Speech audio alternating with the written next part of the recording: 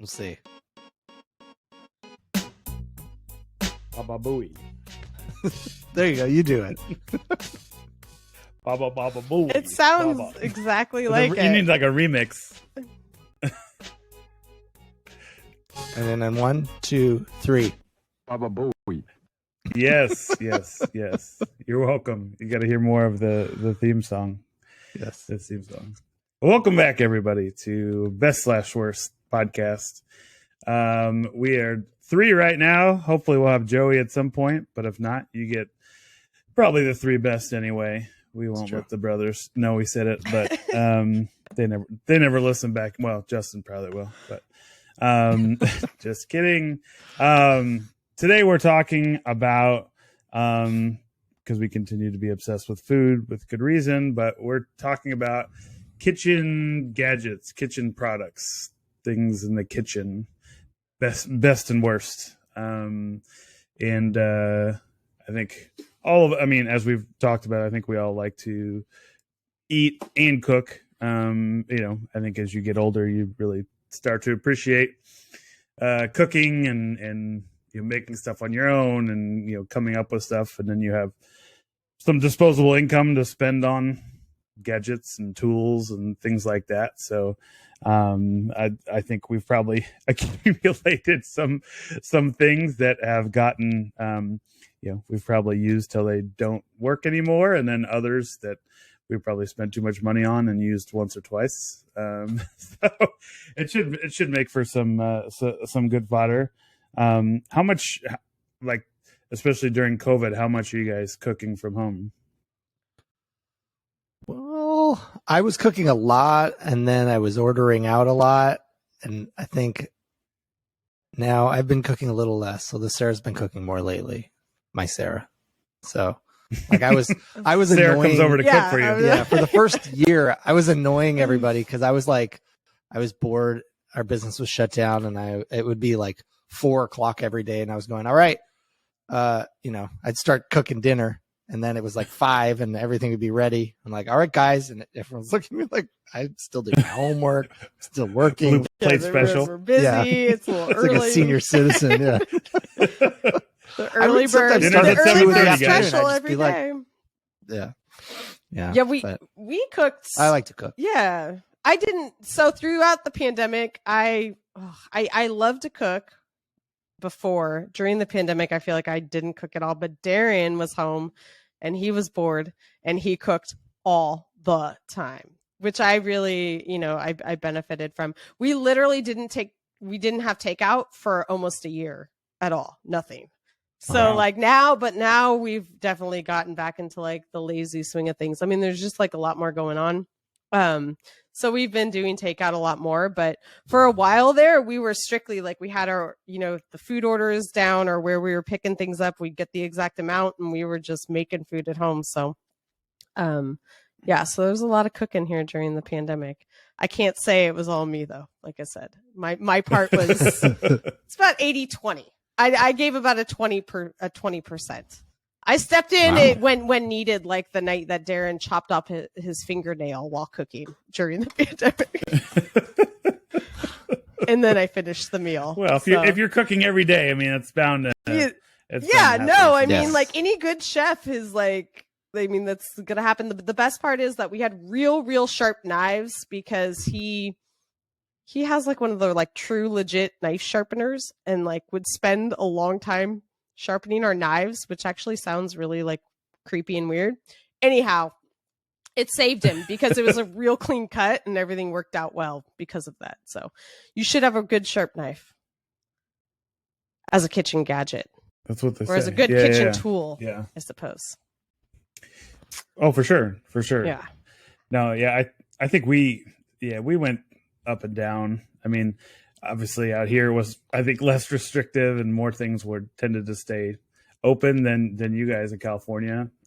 So, I think we went through, initially, I think we were eating at home, probably first few months quite a bit. But then, I think obviously the luster wears off after a little bit, and then you just need something anything to go from like, a normal mix to like, eating it. Yeah, you need something, and just and obviously there's not everything has to be fancy made, but still there's something to be said for someone else making you meals. Yeah. But yeah, I mean, and I think too, even as like from a normal time, it's always like ebbs and flows of like you get in a mood where you are like into it and you kind of like having fun with it and discovering new things. And sometimes too, it's when you get a new tool or whatever, Very like true.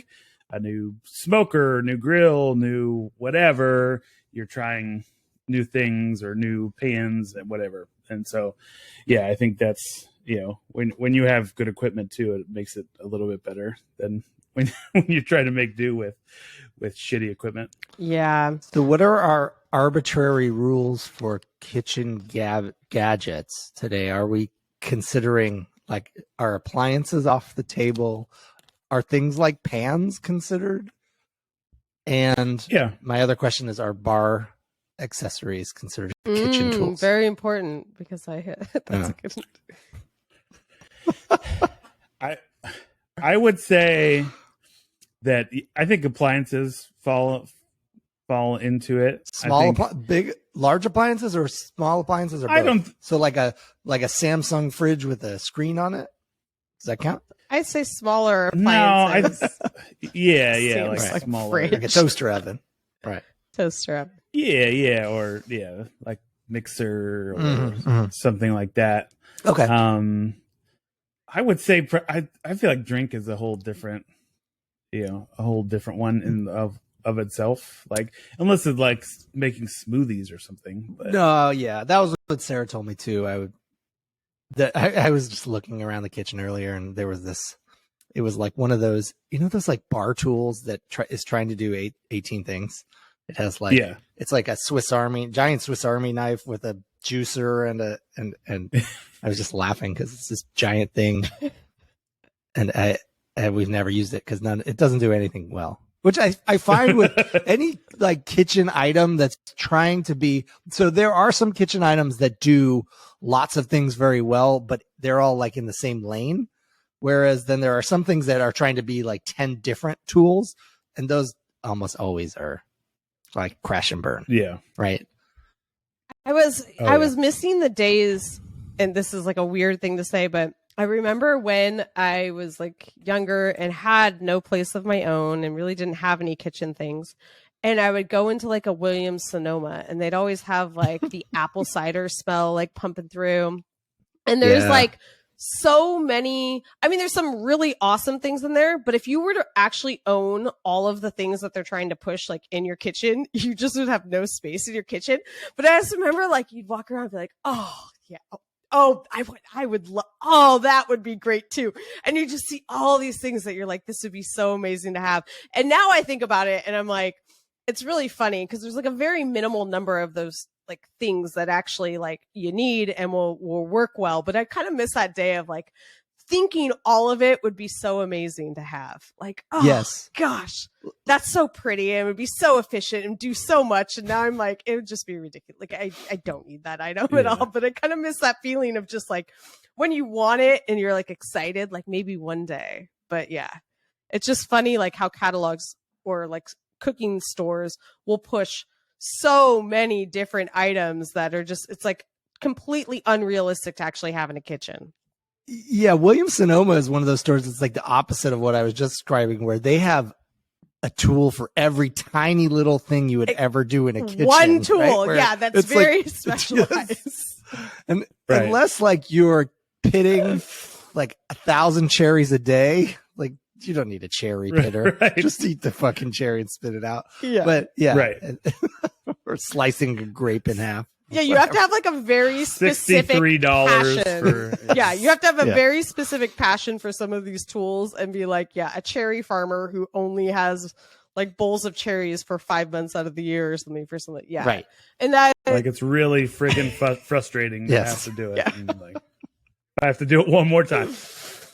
But I do love Williams Sonoma. Like, I feel like that was one of the first stores that like really created this unique environment with smells and music. kind of They'd always sensory, be playing. yeah. I still Yes. play songs that I'm pretty sure I may have heard from like their genius marketing, where you're just like, be like Fitzgerald oldies. or yeah, something. Ella Yeah, Fitzgerald, and then Yeah. you're like, now I'm gonna cook and I'm gonna grab a glass of wine and use my. Now they have it everywhere. Did- I think everything Yeah, has like an experience everything. in the store, but Totally. I feel like they were very early on that train. Yeah. Didn't your ex-wife used to work at Williams-Sonoma? She did. She was a manager after college. Yeah, Ah. I remember, Yeah. I kind of that rings a The bell now. marina in San Francisco. Oh, okay. Yeah. So Yeah. like bougiest of the Yeah. bougie. Oh, yeah. That's funny. All right. Well, I feel like Bed Bath & Beyond had, this wasn't nearly as bougie, but like you would go in there and they had like the wall of friggin' like tools and things like that. And you're like, oh, that's pretty cool. And you're like, Mhm. and then you'd realize like, no, I would use that once a year. Like, Yeah. It'd take me longer to But find it sometimes than it's like it would, hard to than it control would save me. yourself. 'Cause Yeah. It looks like if the design is cool or, There was a time when you'd be like, let's go walk around Bed Bath and Beyond, and same thing. You just walk around and be like, oh, that's so. It was like so exciting. And I'm trying to figure out, like, it's gone for me. It's dwindled, and I mean it has nothing to do with like COVID specifically. It was before that time. But I was like, when did it lose its luster? Like, was it that Bed Bath & Beyond just doesn't have the product anymore or like level of stuff? Or is it just that we got too many items and that sounds where we just didn't need it anymore? Where you're like, I don't want any of this. I don't need any more of it. Wasn't there like a breaking point where you're just like, you lost the excitement? Or maybe I'm alone in that. the Beyond section really The Beyond portion started to let me down. I think there were probably two things. I think they went heavy on the as seen on TV items, which they do cheapened have it. that in the very entry in Yeah. the entryway. Yeah, products. Yeah. And I also think that we have been conditioned to shop for things online for these sorts of things, Okay. right? And we're constantly being. I know, like, I don't go on Instagram very much anymore, but that used to get me all the time with kitchen stuff. Yeah. Because it was a very targeted, like, if you like food, you might love this, very esoteric tool. And I think that maybe the targeted marketing of the like social media AIs has filled that need for that curiosity about what's out there, because you see it all now and you're getting exactly what you want to see. That's a good point. That's what I Because suspect. it is like like you said, Shopping in a store, it's a sensory browsing in a experience, store. right? And you kind of get that from Yeah. Instagram, because now people have like videos with music and the visuals are so captivating and so beautiful and so Yes. like planned out, like they're just visual ads. That maybe that need's just met through that. Good point. And in a store, there's no ratings, so you don't even know how many stars an item has. And Yeah, exactly. And How can who's you even reviewed buy it? it? And then you Right, yeah. Well, hi, would you do such a thing? whatever. Yeah. Well, and I think two things. One is I think stores like Target and Walmarts of the world, like they started carrying more kitchen stuff Yeah. too. You know what I mean? Where back in the day they didn't carry nearly as much. that's true. And then two, to go to your point of like buying online, I think food, like TV shows, obviously the Food Network in general, like it's on, and then some on, basic TV too, with all these cooking shows that you can watch. And so I think it's that immediacy of, seeing somebody using whatever and then, going online and saying, oh yeah, I need to have that. Let me hit Amazon. Let me hit whatever. I'm Right buying now. it. I'm buying it there. Yeah. So I think some of that too is I want to be like Master Chef, or I got to have the, whatever. Do you kind of guys really thing. shop in stores for anything anymore? I don't, and I hate it. I'm really trying to stop buying things online, or if I do, I try to buy them directly from like the manufacturer. Like I get this deodorant and I try to order it. I stopped ordering on Amazon because I am trying not to buy things on Amazon anymore, and I will order it direct from their website. But I still I've been kind of conditioned to stop. I don't want to go to stores, and it feels like an undue burden to have to go shopping and go into a store and buy something, and I think that's unhealthy. Yeah, in the current, especially with the COVID times where, you know, you're kind of like trying, I personally was trying to avoid going in anywhere, as many people were. And so now that has just increased my ability to have like habits where I don't have to go in at all. Like I've figured That's out true. little ways Right. to avoid it at all costs. So I do miss, you know, the browsing, but I don't miss like shopping to buy. And yeah, I mean, online for me now, I hate it too. Like I'm like, I don't want to be someone who just orders from Amazon all day, but Right. it's convenient. And the issue that you know, the fact that you can just order anything and send it back and there's no problems, there's no questions, where if you buy something from a store nowadays, the return policies have just gotten worse and worse, and then you're waiting in line, you're spending more time. So yeah, I'm trying to be better, or like shop locally or order from things directly, like you said, but I mean, I can't say that I'm proud of my shopping habits in that manner. But in general, I don't shop a lot. I used to back in the day quite a bit. I don't as much anymore. On occasion, I'll get like very specific and I'm like, okay, and I try to limit what I do. So I'm not like, it's not like I'm going wild with it, but I just, yeah. Kurt, you know? Yeah, really. I think like Target or Walmart is probably the places I would go to, you know, or like sporting goods store. Partly because my 7-year-old son constantly wants to go to the sporting goods store, and that's cool. Right now it's look for hockey stuff or rollerblading stuff or whatever the hell he's trying to con us into buying. And then I mean, I think there's some fun I think in browsing too, but then especially if it's kind of busy, there is kind of that weird thing in your mind of like, I kind of want to get the hell away from these people. But then like, you know, Charlene, my wife, like for her, shopping is like her like happy place, her place where she can get away. And I know like every few weeks, like she needs that little bit of time to like go watching sports for you, explore. Right? Yeah. Right. Yeah, Exactly. relaxing. Yeah. No, yeah. She needs to go to Cost Plus, or she needs to go to whatever it might be, and just, you know, Home Goods and kind of just explore and do her thing. And so, yeah, I think for some people too, it's like, that's just enjoyment. But then she still shops a bunch online too. So but even for, but I'm trying to think for food stuff. Like I don't think the last time I bought anything like gadget related or like would been, I can't even remember. Home Goods, though, worry you about has a lot of. I was going to say, I love browsing Home Goods. I'm not going to lie, but they also have like a big couple of aisles of gadgets that are very questionable in their usability. There's a random shit. Yeah. I don't know. Random. So I was going to say, is the thing I worry about with internet shopping is the same thing I worry about sometimes with cooking on the internet, which is you are being funneled to the same products and the same recipes that everyone else is. So like when you are like, I want to make French onion soup, you look it up. I guarantee that's because it's the first, you know, it's one of the first 3 links that Google gave you. Right.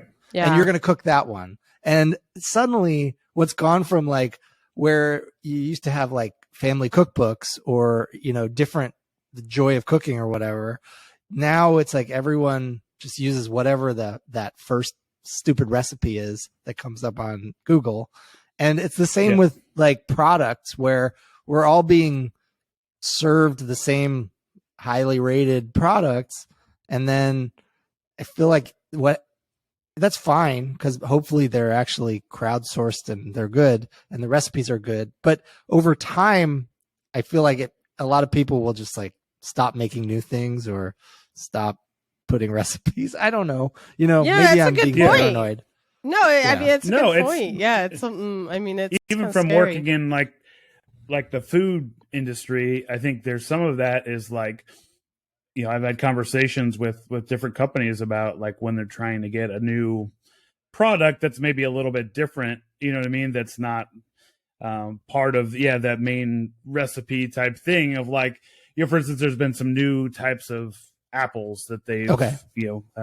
There's like one called Cosmic Crisp. I don't know if you guys have heard of it. It's really good, but it's I think like University of Washington or something like came up with this. It's like 3 different ones they blended together, but part of that is people go to the same, and it's for the apple pies or apple tarts or whatever that they're doing. It's those traditional ones that everyone is used to and will perform high in the search ratings, and is part of the Pinterest, and as part of the Facebook and whatever the social media is.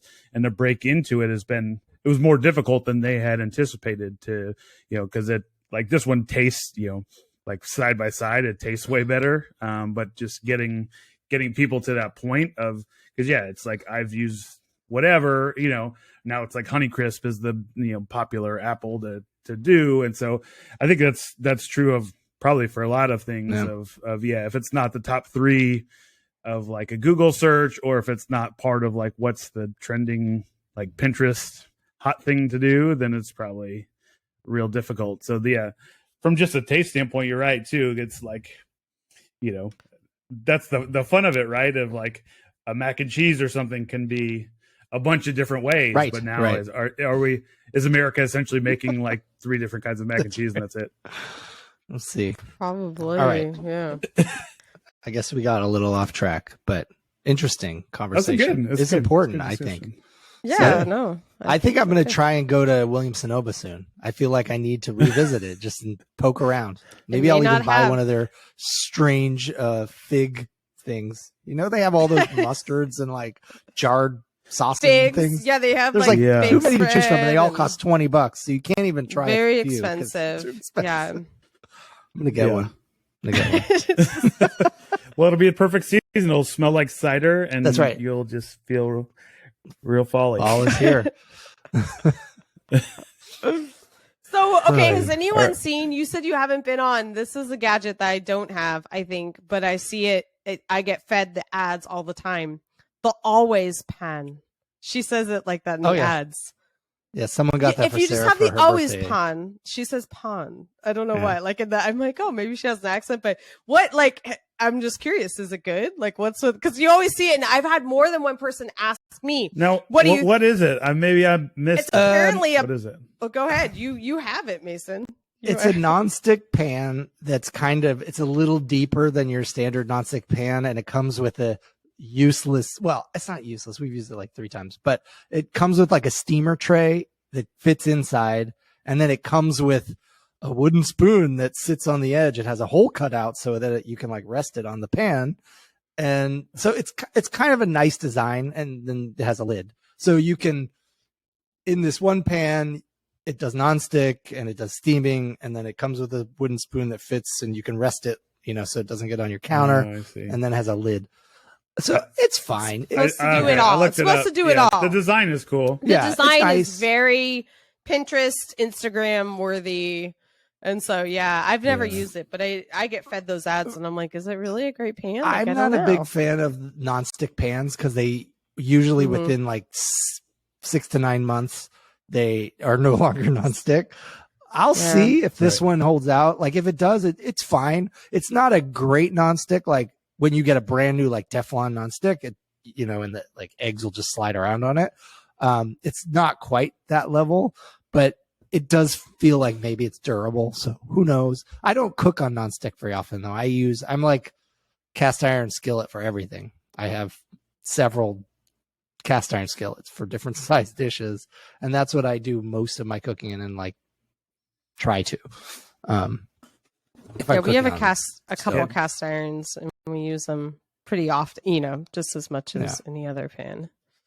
I know you're not on TikTok, Mason, but there's a big cast iron group on. Is there really? Oh yeah, there's like this could be your tons of stuff. My entry point. Well, like on cooking and cleaning and how to take care of it, and just all sorts. Like twice a year, I open TikTok and I go through it and I go, no.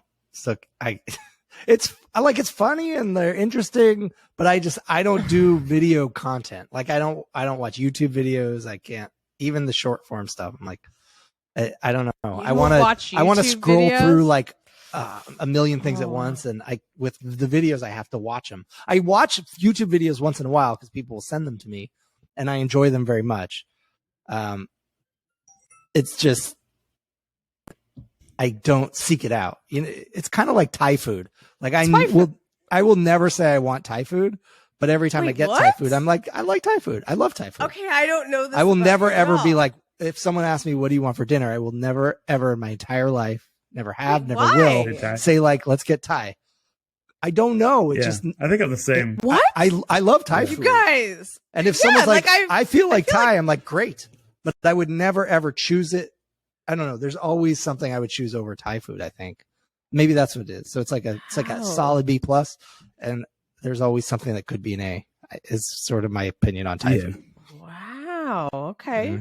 I'm learning a lot. I didn't know this. And you too, Kurt, huh? Okay. I think that's how it is with video content too. I'm like, I'm not watching a video unless someone sends it to me, and I'll watch it. I mean, it's probably for the best because all that just kind of gets you like sucked in and like takes up your time. And rarely are you watching content that's actually like improving your life in some manner. I get sucked in by lots of other useless content. Well, whatever. Just ride with it. Just ride with it. Just tell people I don't have time for that. You just I'm really trying to focus on my connection with the universe. I'm trying to be present. Exactly. I don't have a TV. That's right. Oh my God. I don't watch TV, but have you seen that movie? I saw it at the independent cinema. So what? Go ahead. Go ahead. Oh, I was good. So one of the ones for that's top on my, well, it's not the top, but it's high on my list. That is more of a recent development. I think we've talked about it on the show before, but is air fryer. Oh, and so like it's me and Shirley, my wife, have had the constant debate because I have ADHD, and so I'm impulsive and I always want to buy new shit. And so when we were discussing getting an air fryer, she's like, "Oh, you're just it'll use it once, and it's gonna take up space on the counter." And we have used that thing way, way more than even I had anticipated. Like, it has been, super useful. And like, again, not that it's like the technology is super revolutionary, but it's super helpful. It makes things easier. And it's like, it's easy enough that, like my 13-year-old son and my 17-year-old daughter can use it. And I'm not like freaking out that they're going to burn themselves. Right. I was assuming the air fryer might win. It's not my top choice either, but I thought it might be like the most universal. Because it's an amazing tool, and it's great for leftovers and for frozen food and for making vegetables and for it. I use the air fryer at least once a day. It's the most valuable, or like in terms of like the counter space for usage, it's the thing that gets used the most, even though it's kind of big. You know what I mean? There's lots of stuff that sits out where you go, I haven't touched that in 2 months, and why is it on my countertop? Like my toaster oven, my kids use it once in a while, but like, toaster ovens or it's not a toaster oven. It's an actual, just a 4-slot toaster. Oh, an actual slices toaster. of bread in. It's an actual toaster. Yeah. And it takes up a lot of space. And I'm going like, why is that there? It's bigger than my air fryer. It just makes toast. I bet you can. In fact, I know you can, because my daughter made it the other day. You could toast bread in an air fryer and it's fine.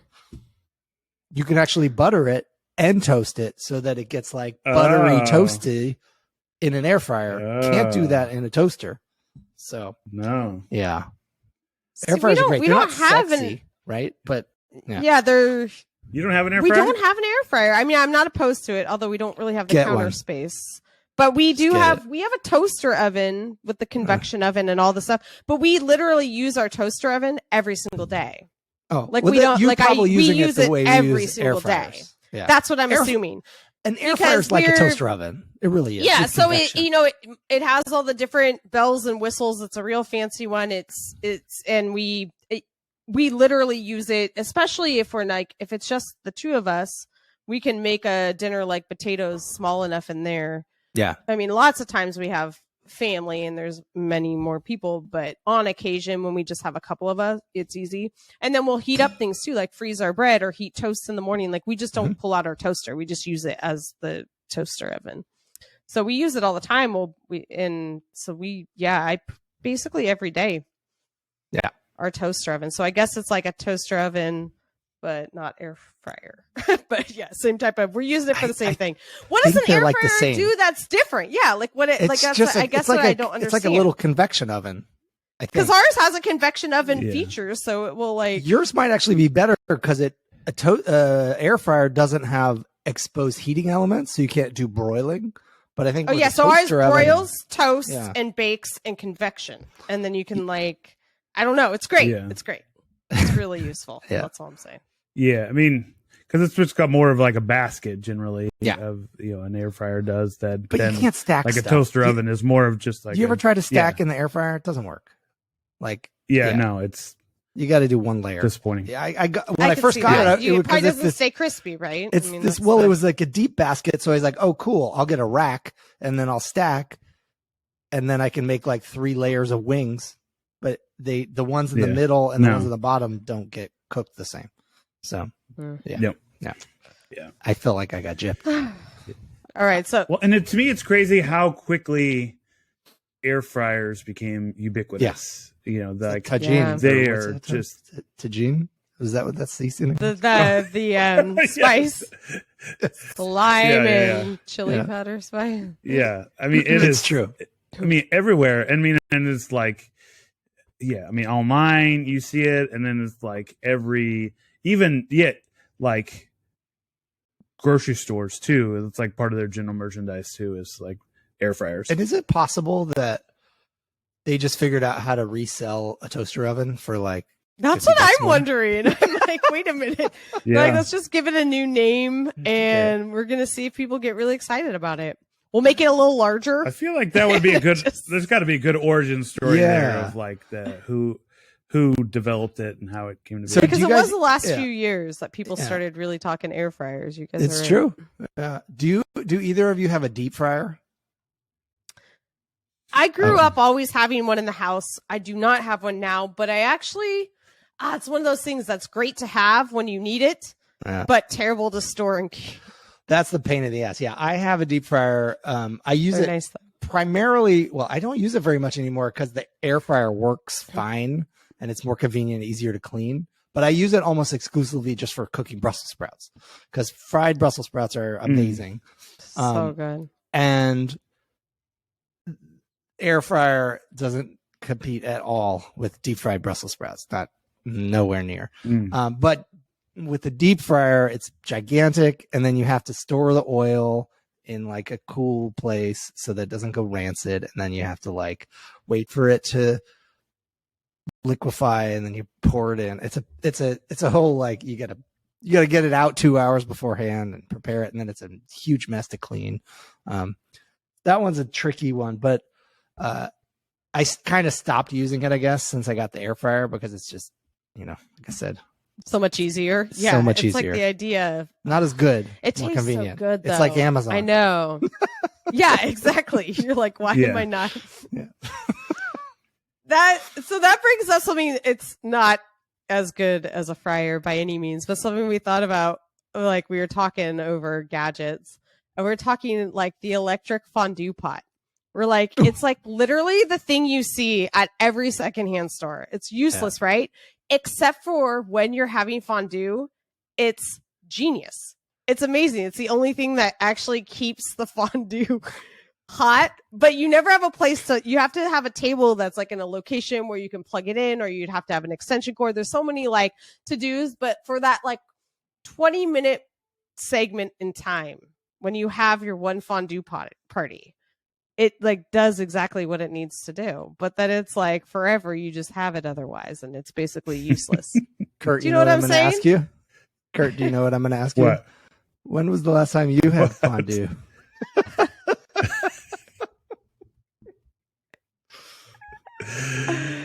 I took my wife on a date to a fondue restaurant about 12 years ago. I had fondue. It was lovely. That was the last time. You guys have never made it at home. Never made fondue. I don't even know how you make it. What do you do?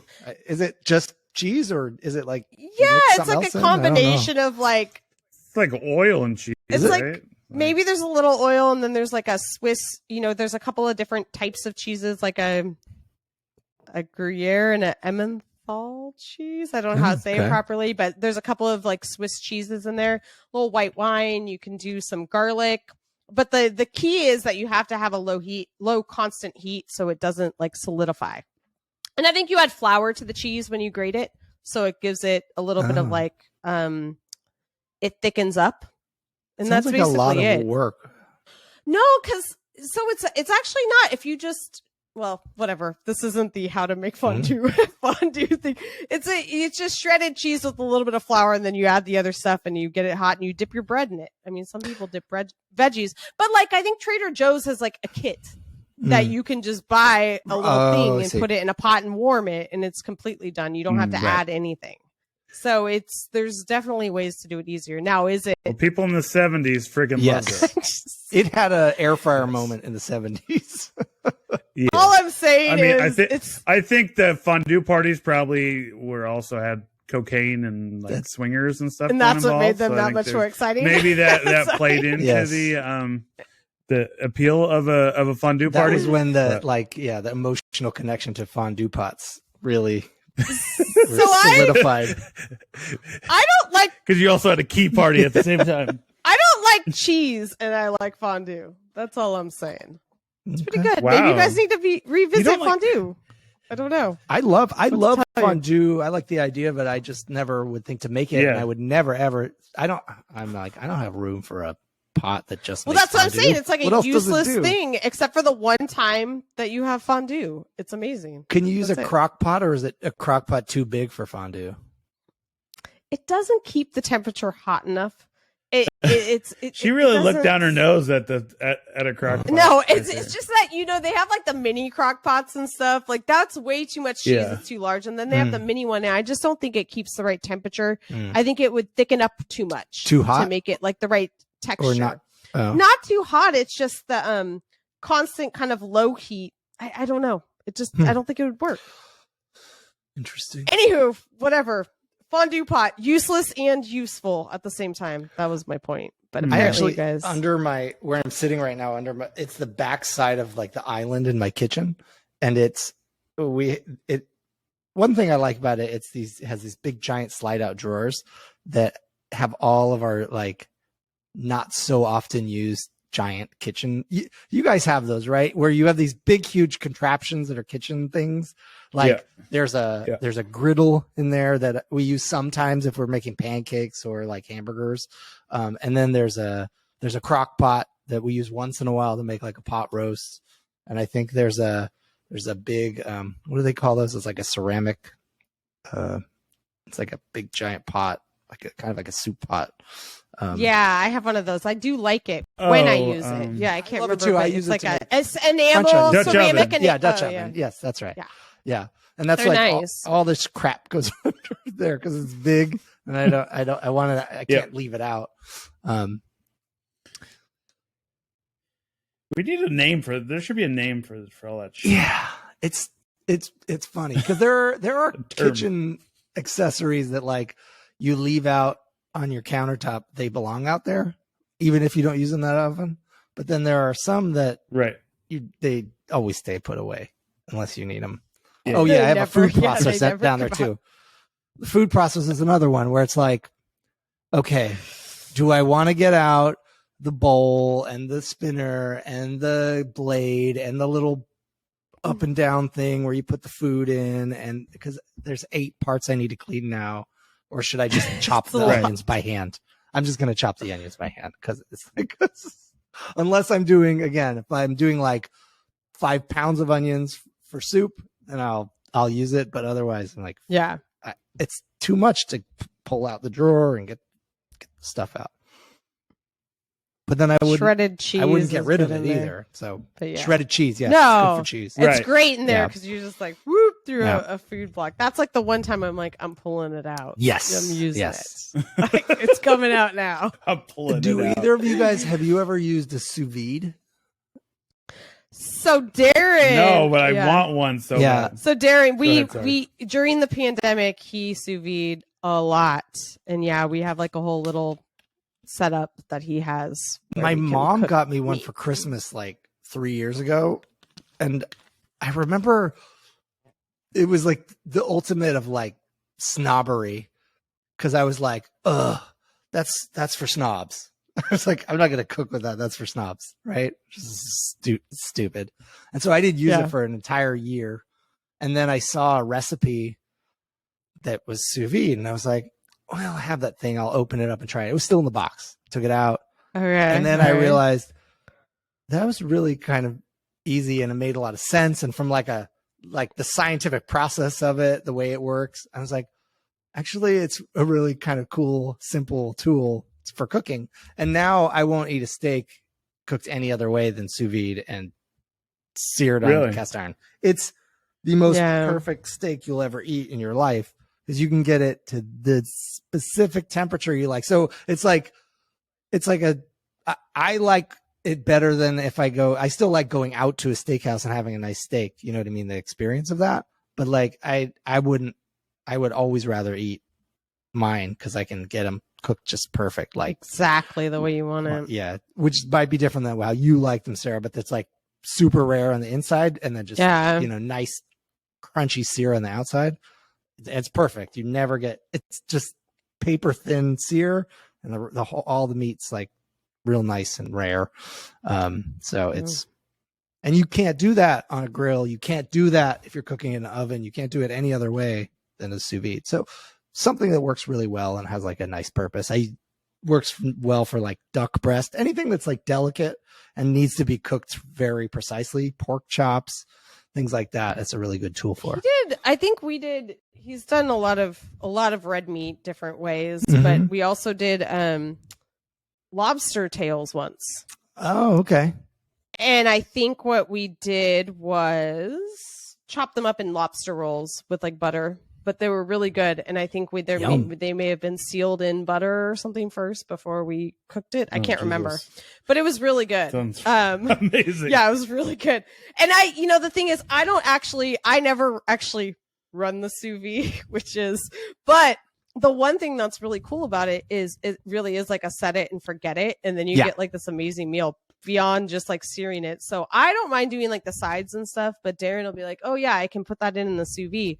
And sometimes it could be in a day in advance, sometimes in the early morning or a few hours. It kind of depends on what meat you're doing.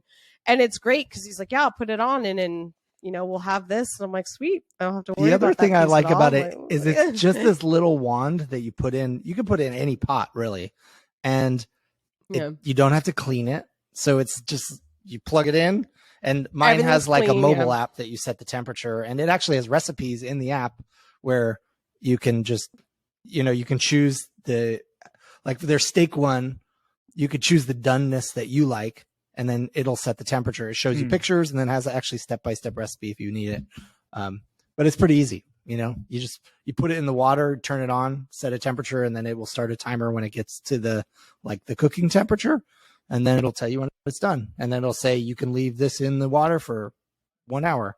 And so it's also when you're cooking multiple things. You just use like Ziploc bags or special I bags? have you can use Ziploc bags. That's what I used for a long time. And then I got what do they call those things? The vacuum sealer? Vacuum sealer? Yeah. That's what we Yeah. So I have a vacuum sealer. It's easier because then you don't have to worry about it leaking or getting any water in the bag.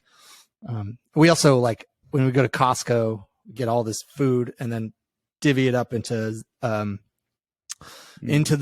freezer bags, the air sealed ones, and then you can actually cook a lot of stuff frozen. You can just put it in, and it'll defrost and cook, so you don't have to even take it out of the vacuum seal. That's what I give Darren credit for. That we buy stuff at Costco, he splits it all up. Seasons it, vacuum seals it, and then direct from freezer. He's like, oh, we have this, and this. I'm like, sweet. All right. Like, I love it. Because it's like an easy meal that isn't frozen. It's not like a frozen lasagna or something. Right. Yeah. Kurt, you need to get one. You should. They're cheap. Yeah. Apparently. No, I've and they're small. They don't take up a lot of space. Wanting one. You can shove them in a drawer. Yeah. Yeah. Yeah, I have the Jewel. That's I like key, it. It's nice because otherwise, and I think it's like $90 or something. Yeah. Yeah. Well, and we have steak enough to probably. You got to try the justify. steak on there, man. And so Costco has these steaks. We call them the Foster cut in our house. They call them the ribeye caps, and they sell them at Costco. So I was in, this is a weird story, but I was in Atlanta once, and I went to this place called Hal's Steakhouse, which is like an old fashioned Atlanta steakhouse. It was like supposedly a mafia place, blah, blah, blah. Real nice. Old school steakhouse experience. Like feels like a Chicago steakhouse kind of place. But anyways, they had this item on the menu called the eye of the ribeye. And I was disgusted because it was what I suspected it was, which was the ribeye steak with the whole outside cap removed. Okay. You're familiar with a ribeye steak. And normally if you're like me, you order the ribeye steak at the restaurant and you eat the outside part because that's what's delicious. And then you take the meat home and you make a sandwich with it the next day. The ribeye eye of the ribeye. Ugh. But I remember when I got that, this was years ago, I was like, what did they do? Can I order whatever's not the eye? Because I want that part. That's the part I like. Yeah. And I don't know. They used it for something else. And Costco sells this ribeye cap, which is that exact part. They're rolled up in these little wheels, and it's just so like each steak is 2 or 3 of those. None of the like, the muscly part in the middle, all just that real fatty, rich outside of the steak. And so you cook. It's also something that's really hard to cook individually because it'll cook quickly, but you can sous vide it, and because there's thin parts when you like take this string that holds them together off. But then anyways, they're delicious and they're the best thing ever. He's like, go buy them. Go to Costco, get the ribeye caps, and then get a sous vide. You need to do tomorrow. It is a Friday, and then all you do is you heat it in like a really hot cast iron skillet. You put some butter in there, a little bit of oil, and then you just go like a minute on each side, and it gets nice and brown. And then you eat it. And it's delicious. And I like to put, after I cook all the steaks, I put like a whole bag of garlic in there, and you just kind of like crushed like garlic cloves you crush with your hand, and you just sort of fry them in the butter, and then you get these like they're like fried garlic cloves that are real soft and sort of sweet, and you drizzle it over your steaks, and it's wow, it's the best. I'm telling you. So apparently we need a food podcast. Everything. I know, we're talking about recipes.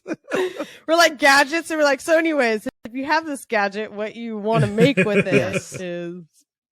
Okay, I have a gadget that I'm wondering if it became very popular.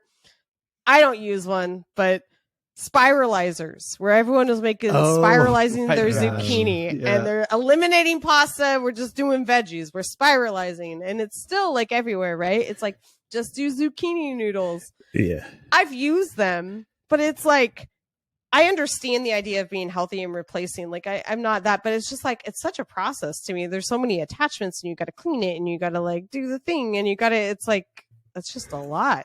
Like, is anyone still, I don't know. The spiralizer. We bought 2, and they both sucked ass so bad. It was, it worked successfully once, and then it just like fell apart. I feel like the first time is really exciting. I mean, and maybe you have to spend like a couple $100 to get like a real good one. Maybe that's we bought ours was like $40-$50 or something like that, and it was just put together terribly. And so it was like, because we had the idea, let's we can make pasta-y dishes and stuff like that, and it's that felt pretty flat. I don't know about you guys, but now they do, like, you can get in like the frozen section, you can buy it all now, like already. Yeah. But does anybody like a lot of work want to eat zucchini ever?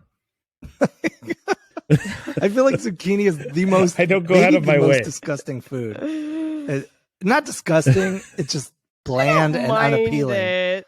I don't know. I like it barbecued, like on a grill. Like a seared zucchini on occasion, a little salt and olive oil. I can't think of any vegetable I would prefer less than zucchini. And it's what they always give you like in restaurants when they go like, what's the vegetable of the day? They're like, oh, it's squash and zucchini. That's what it is. Always. Yeah.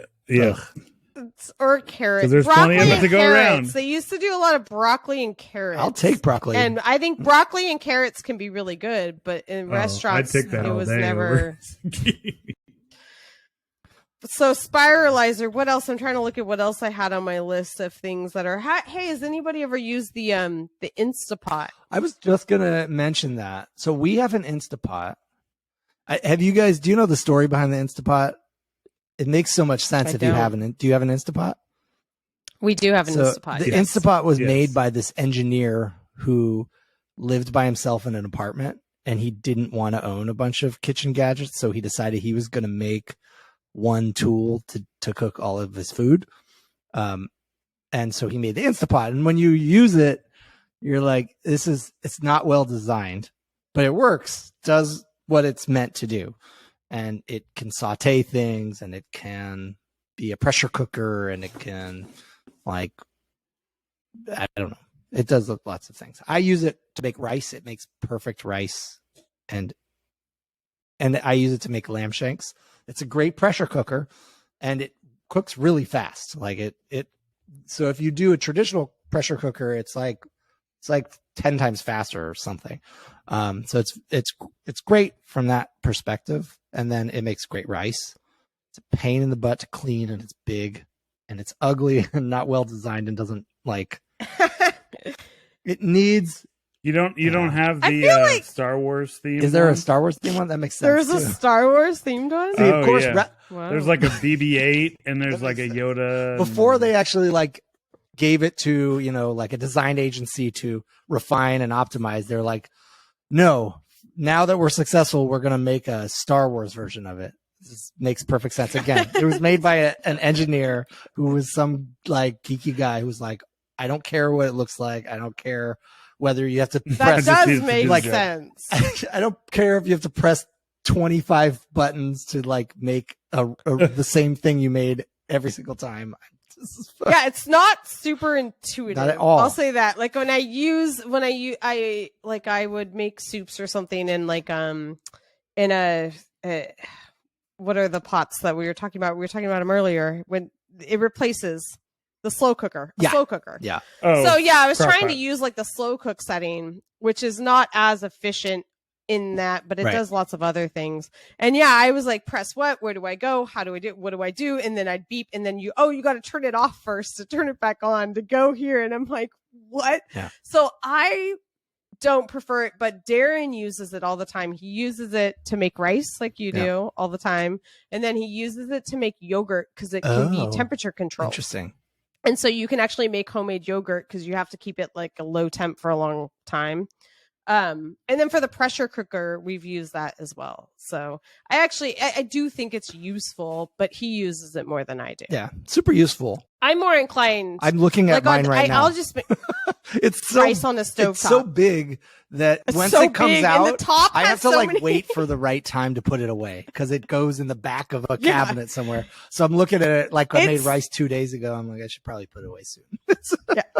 And there's like crevices in the top that you have to like let dry for like a while. So you have to like make sure the top sits out. And that stupid ring that gets. There's just all the there's like, but it's not like not useful. Yeah. It's just and I feel like all the food like outside, like because we tried some of the different recipes, because that was one where like I had to convince Charlene that we should get it, and then we tried some of the recipes, that were like out there, and I feel like they're all just turned into like this gray, kind of. It's all the same. Mess. I could see that. Yeah, like I could see that because all the flavors just kind of like it's all just together. Like it's a goulash machine. Yeah, if you're making a pot. Yeah, right. Yes.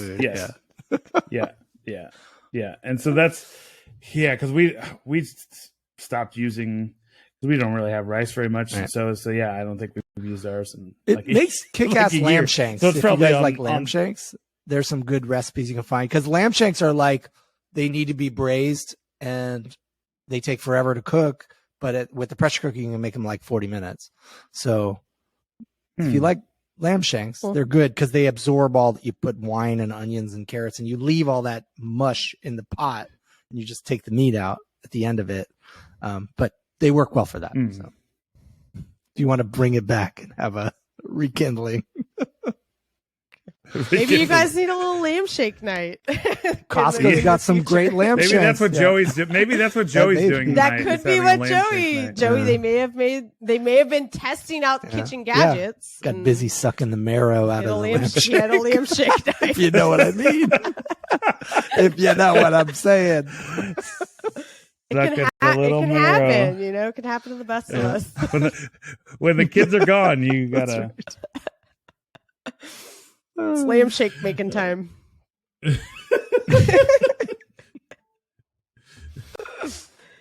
Okay, another. This is like something. Okay, God, there's so many, you guys. It's just like overwhelming. Anyone ever messed with the herb scissors? There's like a myriad of like different ways to chop herbs. You've seen like the 5 like prong like little slice scissors where you can cut herbs. Not just scissors, right? They're like herb scissors. No. It's an herb scissors. No, they're like. So I got him as a white elephant. No, I got him as a white elephant. It was like one of the in a family white elephant thing. I ended up with a watermelon like cut. It's like my apple God! But for a watermelon, oh my gosh, yes. That's like the easiest thing in the world to cut. We need a fucking thing to cut. Like, come on. Right. And so like I've, to be very clear, I used the herb scissors once. I've never used the watermelon. What do the herb scissors do? Thing. I don't understand. Can you explain it to me? So it's like, at least the ones we have, it's like a mini, like 1-inch wide cutting board, almost like a cutting board, like a plastic cutting board material. And then it has, I think, 3 like blades that come down. And so you kind of are just kind of okay. I'm looking it up. I see. It doesn't make sense to me. Yeah, so the one I have is like 5 blades that like press. But what happens is all the herbs get cut in the blades. I mean, stuck in the blades, and then you have to like use your finger, and it's a blade. So you're like, I don't know if I should run my finger along the blade or like how to clean that. So this is not very. This is really interesting because as I was thinking about things, I had like a theory that was coming to mind that I think all of the worst kitchen things are slicing tools, right? Specialized slicing tools like banana slicer, apple slicer, watermelon slicer. Are you kidding me? And then you have like, it's an egg slicer. Yeah. Maybe that one for hard-boiled eggs if you want really thin slice. I don't know. But I don't. And there's an avocado the king slicer of slicers too. Is the mandolin. Do you guys have a mandolin? We have them. I have that's on my list here of things to discuss. I got a mandolin for my wedding. I don't know if it was my first wedding. I had a mandolin and I tried to use it once and had to go to the hospital because I sliced my hand. It was a really nice one too. Oh shit. And it was so big. It's like 4 feet long and you can't store it anywhere. And then it's like, how often do I need perfectly thin scallop potatoes? I don't know. Also, my knife work isn't that bad that I can't like thinly slice some potatoes. Get by. I'm not you know what I mean? I feel like slicing tools are really these things that we don't, if you have good knives, you don't need slicing tools. They just get mucked up. They take up a lot of. I will never. So Darren does actually use the mandolin, and he has made really great things from it. I'm terrified of it. Number one, because I'm afraid I'm going to cut myself, even though there's like a protector on it. Yeah. Number two, I will just always choose a recipe that I don't have to use it for. Like you said, like if a scallop potato is like a thin sliced potato, I'm like, I'll just make another cheesy version of a potato. Like I will do anything to get around. What does he use it for? Or I would pull out my Cuisinart. He uses it to make French fries sometimes because you can slice like perfectly sliced French fries. Okay. And I think that's mainly like he's made French fries, sweet potato fries, all like potato fry stuff. And does he cook them in the oven? But 'Cause yeah, you guys said you don't have a deep fryer, right? we don't have a deep fryer, no, but he has cooked them in the oven before. Sometimes we'll fill the cast iron with oil Okay. and cook, a Old small school, yeah, amount that's and just like way to do it. a normal, Nice. old school Yeah. style. And that's it. Yeah. But I don't use it. It's just, the thing scares me and it's large and it's way up high where I just can't reach it. And I'm like, oh, the mandolin slicer. So for me, I think, and a little bit of kind of what we're talking about, and I think, and as I was thinking about it, I think for me, it's not like a fad gadget. It's one of the oldest school things, but I think is like a good set of knives is to me like 100%.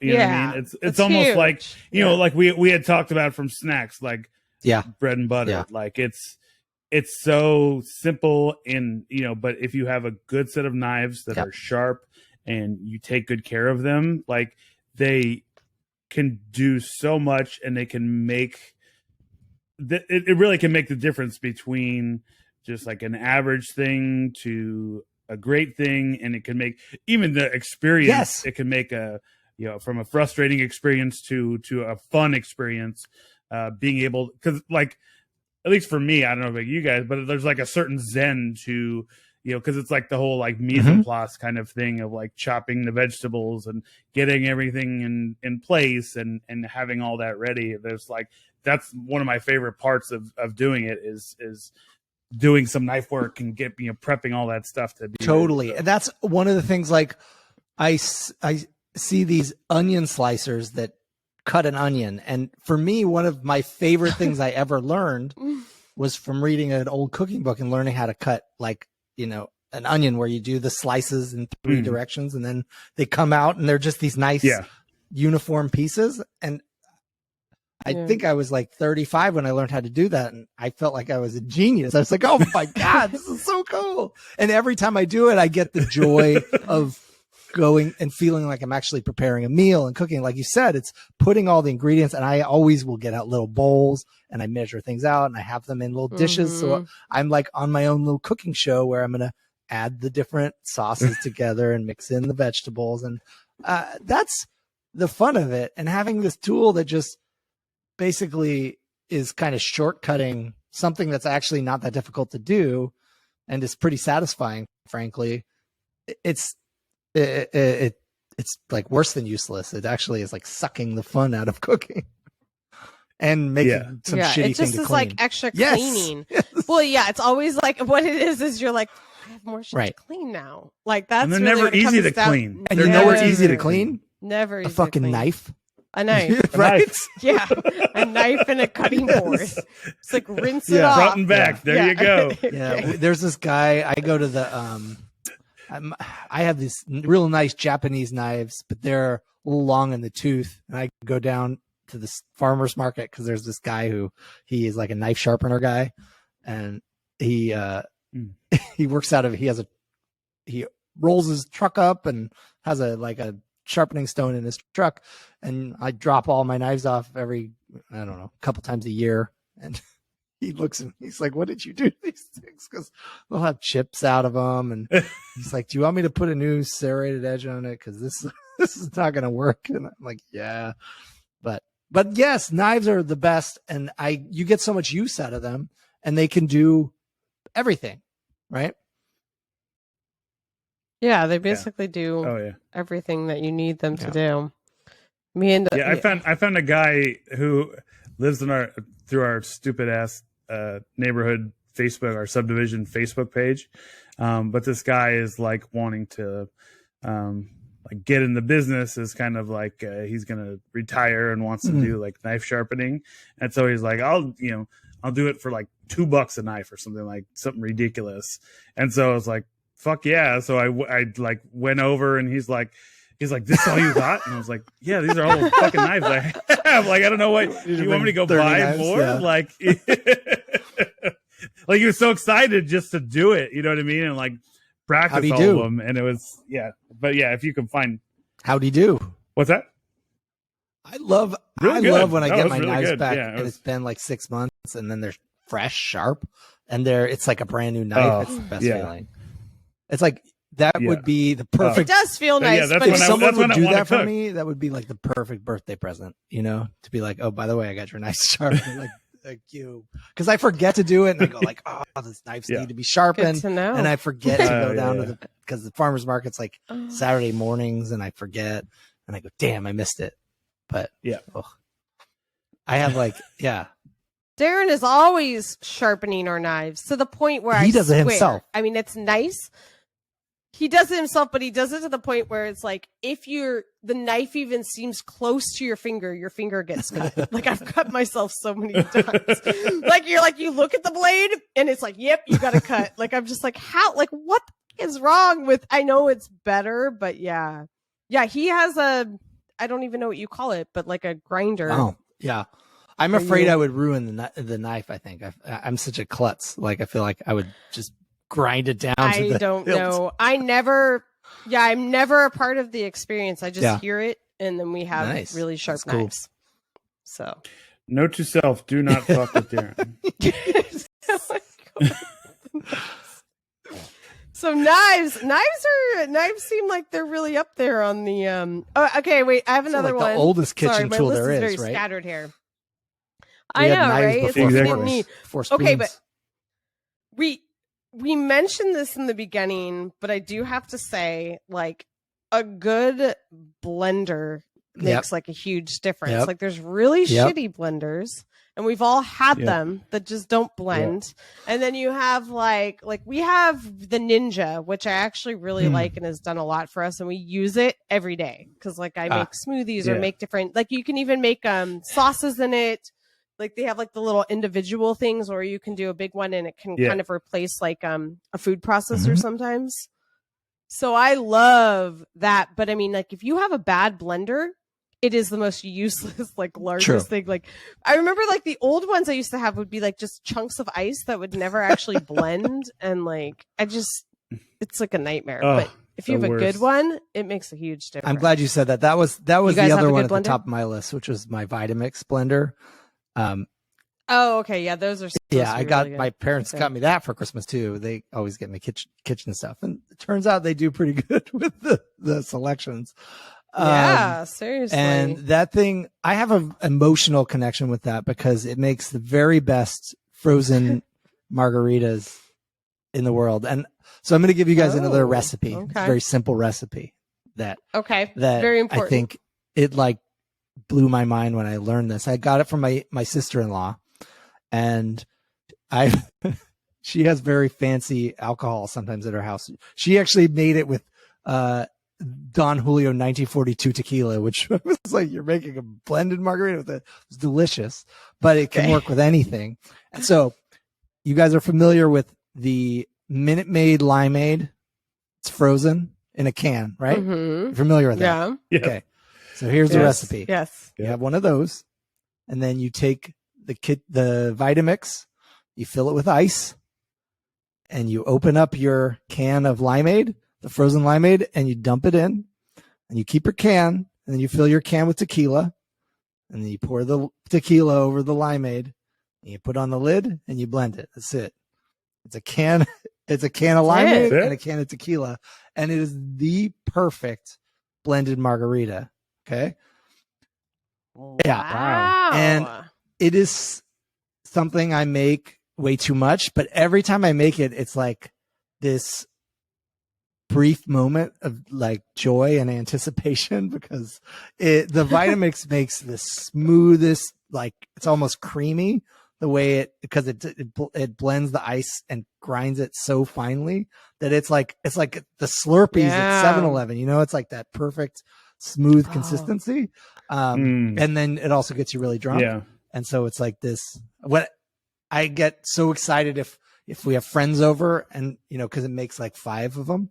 And then I'm like, do you guys want me to make another pitcher? Cause I get to go do it again. It's so fun. And I just love it. And I have like we have a fridge in our garage, like an extra fridge, and the freezer part is just the whole shelf is dedicated to limeade. Because sometimes I've been at the store and when it's out and it's devastating because the like Safeway limeade is not the same. It's not the same.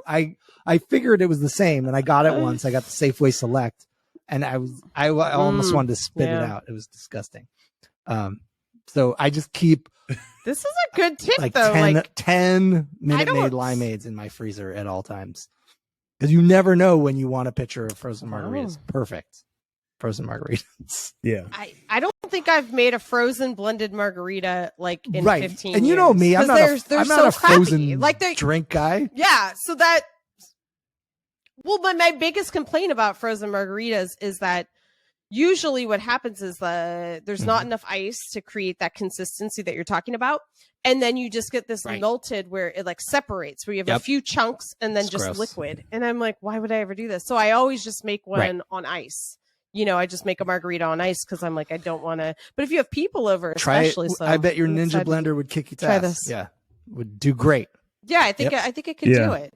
I think you could do it. Yeah, we have a Ninja too, and it was like, I mean, obviously it's not the Vitamix, but it's that step up from like all the shitty blenders I've had in my life. And it's such a delight. Those ones where you like screw the bottom off and it's got you're like, wait, blades. Is this how it works? Yeah. Yeah. Oh God. Yeah. It is. Yeah. So nice. It's kind of life changing to have a blender that actually works. Yeah. Like you're just like, what have 100%. I done my whole life before this? I don't know what I was using before. $25, $30 little. It's weird. And I don't know what the difference is between those Kenmore blenders and the Level Up. The output is significantly different, right? There's like not in the same neighborhood. Way different.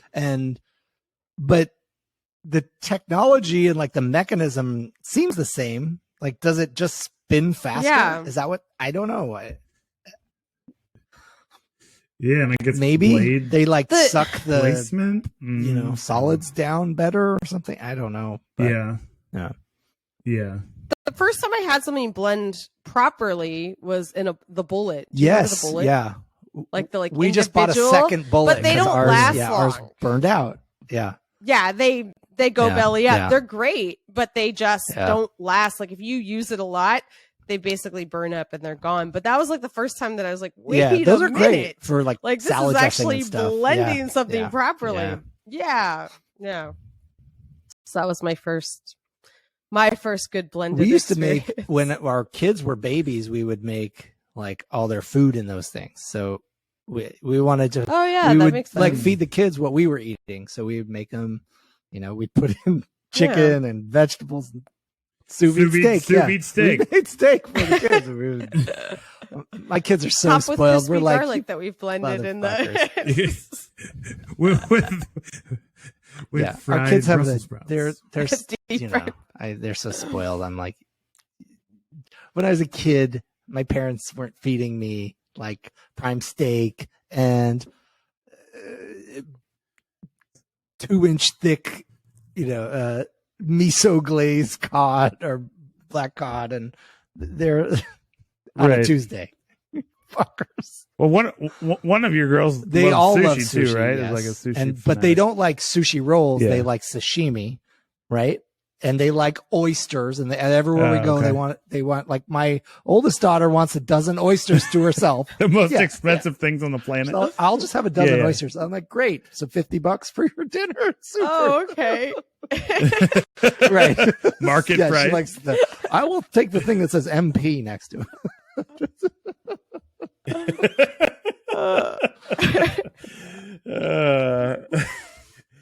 Yeah, exactly. When they were younger, I was like, "Oh, that's so cute," and now they're starting to eat like adults, and I'm going, "No, you're getting the chicken tenders and French fries." Well, right. Well, that's like so. Gwen and Lincoln are both super picky, and Keegan likes good food, and so. But that's the whole thing. Yeah, of like, can't you order up the kids menu? They'll get the friggin' chicken tenders or whatever. Right. He's like, no. I think I want the ribeye, and I think I want Like, you're like, I respect your game, kid, but come on. Right. When I was going broke. when I was little, I remember, and times have just changed. I'll throw that out there. But I loved fajitas, which was generally the most expensive thing on the menu at a Mexican food restaurant. Mm-hmm. And I'd always want to order it, and I would just see my dad like, okay, because I would eat like Right. a speck of it, but I'd be like, you know what? I'm gonna get the fajitas because I love the Right. platter The whole coming out. And like presentation, all that. yeah. Just like absolutely no Theatrical. idea. Yeah. And every time, and I'd eat like one bite. He's like, oh, please. Like, but yeah. I still do love love fajitas. fajitas. Yeah. Yeah. It's still exciting. I mean, it's still exciting to get a sizzling platter of anything, right? True story. True. Mace, would you say? I mean, it sounds like cast iron. Yes. Is probably pretty high up there, right? I wasn't sure if pans were counted, so I wasn't. But yeah, like I think so. For me, the two things that are most dear to me, like if my house was on fire, I would take with me are my knives and my cast iron. I have a big, it's like a 15-inch cast iron skillet that weighs 50 pounds, so it's both a weapon and a. They're so heavy. And the thing I cook with the most. I want to cook everything in that. No. Yeah, I need to get. They're cheap too. cast iron. Yeah.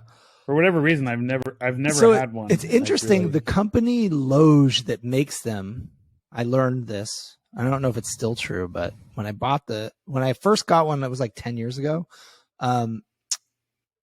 Apparently they're the only company still in America making cast iron. So they have like the only cast iron mill or factory still open in the United States. I don't know why that matters, but Are they hard to make? I was trying to make. There was a minute when I'm gonna like share my big idea with you guys. There was a minute when I was trying to make this thing called the Lazy Griller. Okay, and it was going to be it was a grill grate that you would buy as an accessory to put on like your Weber grill or on top of your gas grill that had a diagonal pattern. So do you know when you cook steaks or burgers or whatever, you have to like turn them 45 degrees and then to get the cross hatch? Yeah. So I was like, I'm going to make a grill pattern that's a cross hatch. So you don't actually have to turn it. You only have to flip it as the Lazy Griller. So you get the perfect cross hatch without having to do like the time and turn. And I figured out that the only way I could do it was with cast iron because of the materials. Like anything else, if you try to do it with stainless steel, because of the way they make it, you can't make this like diamond pattern, so that it has the same contact with the meat, whatever. But then there's nowhere to make it. I would have to order it from China, and that was going to cost a fortune because no one other than Loge can make cast iron patterns and molds in the US. I think you have to like make a mold and then you pour molten iron, which is why it's called cast iron, I guess, into the mold, and then it cools and it comes out as a single piece of metal. This is the way it works. And that's the only reason you can get the like perfect diamond with you need cast iron, because it's this intersecting pattern that with stainless steel, you have to make all the parts and then connect them, which is why. Yeah. So like if you exactly. Right? So if you look at your on the grates on grills, there's the little bars that go in one direction, then underneath welded to them are bars to hold them in place to like frame it. You can't have them intersect. So that's why the meat only touches the top layer, which is why you have to turn it. Anyways, I never did it. Wow. So someone else, one of our listeners, taking it all in, a little more, who really wants to Ron take that Beal on. or George Foreman, if you want to get a new product on the market. Apparently, George Foreman is still making like grills and stuff. That was the Foreman grills are still a thing, because I was looking up. We were looking for a new skillet thing, and it was in the list of like some of the best. I had a Foreman rotisserie I used for years to cook chickens, which is really good. Yeah. So it's separate was- from the grill. was It's all just a wrong. rotisserie like That was device just a rotisserie that you plugged device, in, yep. or what was? Wow. Yeah. Okay. Set it and forget it. Wow. I didn't. Yeah, I forgot the Foreman grill had a moment too there back in the day. It was. We really had a one in thing. our Sure, apartment, it right? was. Yeah, Oh yeah, yeah, in Lafayette. Yeah. And yeah. I'm like, were you For supposed? sure. I guess it Yeah, plugged in. it was an but it would electric like be in your grill. kitchen standing. I have a memory Yeah. of it plugged in. Yeah. Yeah, I standing do in your too. kitchen. I can't exactly remember what it was, but I think you plugged it in, and it was like smokeless. But it was- Did it have a fan? Yeah. I don't know. I don't No, know. no, it didn't. Well, because remember, and then it would have like the little cup thing, because it was like at a little bit of a Oh, slant, yes, so, that's like, right, The yeah. fat would I run do off remember that. to I the, do like, remember and that. The grease Genius. would run off, and you So had it's supposed to be collect- like healthy, right? Right. Like because the grease healthy. was Yeah, running yeah, off. yeah, it was- yeah, like But like if yeah. you're barbecuing like normal, the grease comes Yeah, off exactly. anyways. I So, don't know. anyways, I Have mean you it. guys ever Yeah. seen those steak Whatever. machines? They're like $1,200, and they say they're for making like restaurant quality steaks. It's kind of like basically a salamander, where it gets super No. hot. It gets like 1,400 degrees. yeah, yeah, yeah. With the burner, and so that you can do the those real hot cooks where you just cook it for a couple minutes. But Mhm. Never seen that. they're gigantic. I dreamed of This- getting one once, and then was See- like, that was stupid. You dreamed of dumb. that? That just No, it's one of those half things your like it was kitchen. like an Hold Instagram on, thing where guys, you're like, it's I want to a buy steak. it. It's way too expensive. Right. So, okay, something that I don't have, but I have to say is amazing, but like not super useful, is a proper waffle maker, like mostly restaurant quality waffle makers. And it's at very, very few restaurants. Like I can name two in my life. One is no longer there because it burnt down. The second was in Vancouver, some like small shop that I don't think I'll ever be able to get back to anytime soon. And like the proper waffle machine makes the crispiest, best like thing ever on earth. But like most home waffle makers just don't even compare. And when we would like anytime you ask, I mean, it's a definitely like people are buying really expensive machines that are imported from Europe that I'm sure there's like people who are in the know what they are. But do you guys know what I mean? Like the difference between like a good waffle Mm-hmm. and like a home Yep. waffle? It's like a huge difference. I don't know. We got a pretty feel kick-ass like- waffle maker. It's funny when I met Sarah, Really? she had a waffle maker. And I was like, why do you have a waffle maker? And she's like, it's good. And it's cast iron. And I think that's why. And That's the Yeah. cast iron helps. And That's a huge we make portion. waffles way more than like I don't eat waffles, but my kids eat them all the time. And it's something they figured out how to make for themselves. And they'll just like waffles are on the menu at our house like at least 2 days a week. Yeah. Well, Wow. I don't know. I'll throw in a little recipe tip. Maybe you guys Bisquick? are already doing this, but we'll make like a huge batch. No, Bisquick but that's kicks okay. ass, I'm telling But you. we'll make a big batch of. It does the trick. But if you make a lot of waffles, you can freeze them and then just pop them in the toaster oven Really? or maybe the air fryer. And it gives it a crispy outside texture and keeps the inside, and then you have them ready to go. So, it's like such a pain, but if you spend like 2 hours making a bunch of waffles, just let them cool off, put them in freezer bags. That's so good because we boom. always have leftover waffle Waffles mix that ends up anytime. getting thrown down the sink usually because we're like, we'll Make we'll 'em like all. leave it Yeah, for a make couple 'em all days, and but, freeze them. That's a great idea. I love it. Yeah. Yeah. Yeah.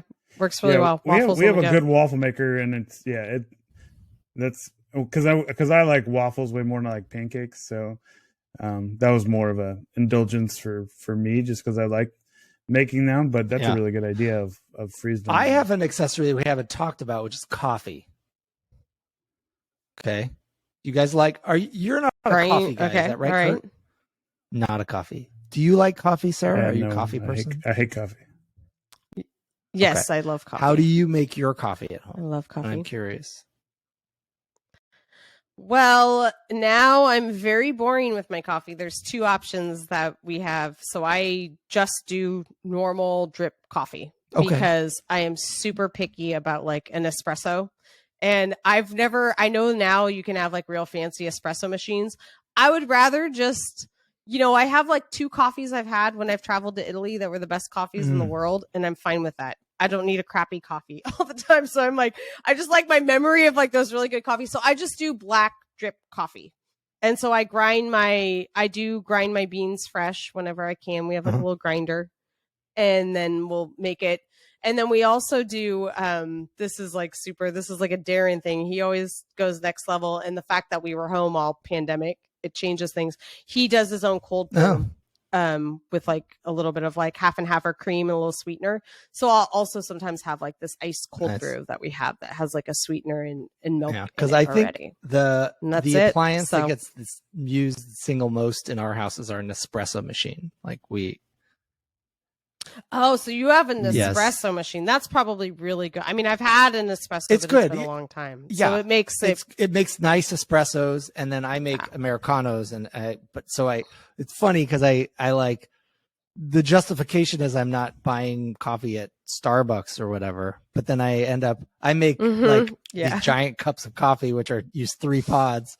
So it still ends up being like, it's like $2 worth of coffee pods. So it's the same. And I'll make a couple of them, and but it is really it's I'm not gonna say it's like the best coffee, but it's very good coffee, and it's super easy and convenient. It makes a good quality coffee. I mean, I feel like that would be really. And then sometimes at night, if I'm feeling, it makes really nice. The espresso is very nice. Like when you make it, it has a nice crema, and it's good. So without all the fuss, like I used to have where I used to work, they had like one of those, those just super expensive, fancy espresso machines with the handle you have to pull, and it makes it fresh and blah, blah, blah. And you have to, you would grind the beans and then tamp them down. And it was a whole process. That process for me, unlike cutting onions, is not fun and is not like joyful at all. And it's a pain in the ass, and then results in just a mess. The grains are everywhere, and I hated the process. Yeah. I've had a cheap machine years ago. That would be like, I just never did it. I was like, this is terrible. We would do it on occasion, but it didn't make the quality of coffee that was worthwhile. And then you have to clean it. Everything it just was a mess. Although I have gone through phases where I've used like the little Violetta stovetop espresso makers. They're still, though, it's just okay. I'll be honest. I want it to be like, oh, this is like amazing. Whatever I'm using the stovetop I'm doing, like it makes me like reminiscent of Italy, but it's just all right. Like my drip coffee comes out just as good. So I'm like, why have to change all the parts and put all, clean it? It's easy to clean. You just rinse it, but I don't really use it so much. I don't have a drip coffee machine, but I think about sometimes getting a French press. I remember using one like once, and I liked it. But I was hoping you had one and that you could tell me about how it works. So I do. So actually, for like 6 months of the pandemic, I only used the French press. I'm trying to remember why. We put the coffee machine away. So there was I do have a French press, and I do use it, and I like it too. My biggest complaint about the French press is that it doesn't keep the coffee warm. So I like to sit with my coffee for a while and drink it slowly in the morning.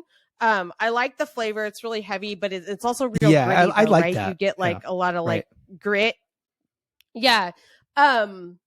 So I actually like the flavor, and I like like the gritty texture. I don't mind it. I like strong coffee, but I just don't like that it doesn't keep it warm. So I'd have to like heat my coffee sometimes. I don't drink it. That's not a problem for me, but it's good. Yeah. Because I. Yeah. It's good. Though. Yeah, basically. I had this really magical Airbnb experience, and they had a French press, and this was in the early days of Airbnb when they would actually, it was a real place. So it wasn't just like, like the cheapest IKEA furniture and fake photos on the walls and stuff. It was like a nice house, and they left a bottle of wine and a bag of fresh, like local, whatever coffee. And I remember they had a grinder and they had the steps, and I made it, and that was very like romantic. And I was just by myself making coffee, and it felt nice. And I want to try and find that experience again.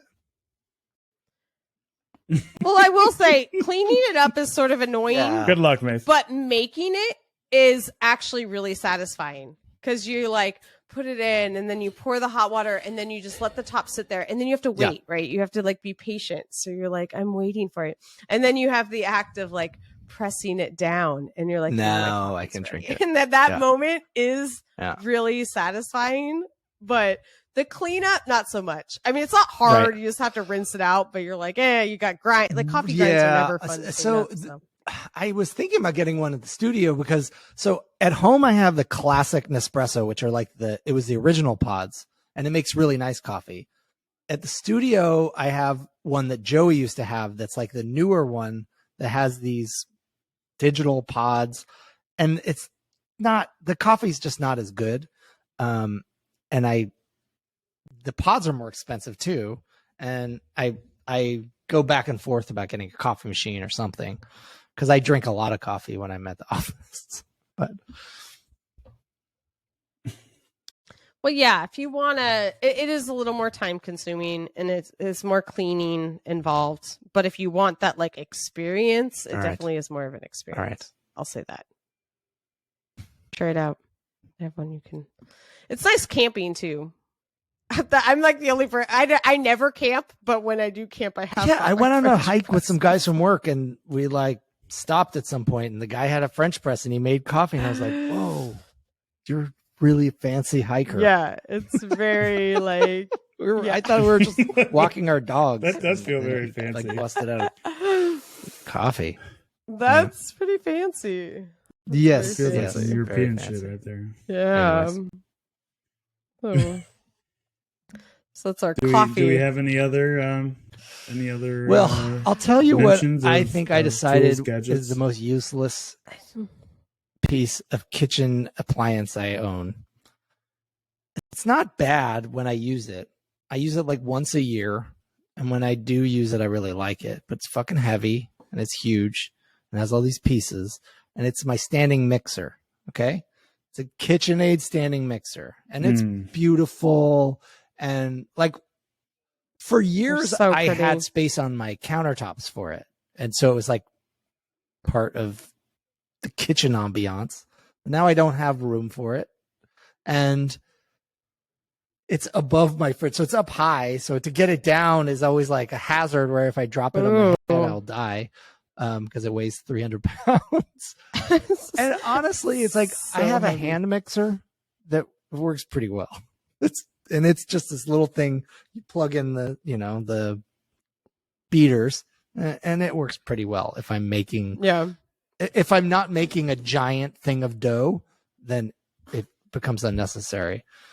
And for me, I felt like and they're expensive because like $400 or something.